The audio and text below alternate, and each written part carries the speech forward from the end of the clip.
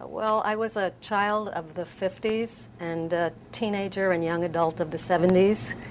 And the early messages of the 50s that got hardwired about gender were very clear about what men do, what women do, the roles they play in the family and the community. A lot was also captured from sitcoms. I Love Lucy and Father Knows Best, as many people say. Then, by the time high school and early college years came around, what did we have but the women's movement, at the time called Women's Liberation Movement. And then we got a totally different message of women's empowerment and women can be president, which at this time almost seems to be true, even if we didn't totally believe it then. Women are peers with their husbands and peers in the workplace. And I think what tends to happen is now, many years later, myself and many other women question, did I make the right decisions? Did I sacrifice the right things? Is it possible to have it all and to achieve that kind of balance? I think from hearing women around the country, as I work with them in corporations, having to deal with childcare at home, feeling guilty at home and guilty at work for not giving 110% to each. That makes it very, very difficult. But who would trade choices for non-choices?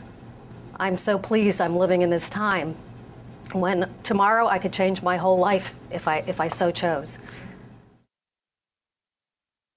Well, I think the young people coming in are coming in with a different attitude than the baby boomers. They're coming in expecting balance of work and home.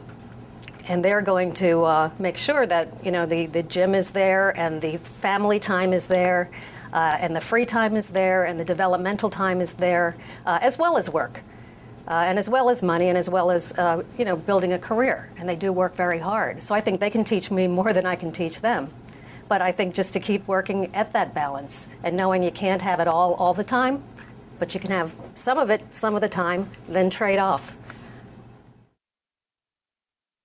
I'm reminded of the time the two forces, the women's movement and the early childhood traditional messages clashed. I was in high school in a homemaking class, and the teacher was teaching us to make some shrimp curry appetizers and said, well, you never know when your husband's going to bring home a client, just like on Bewitched.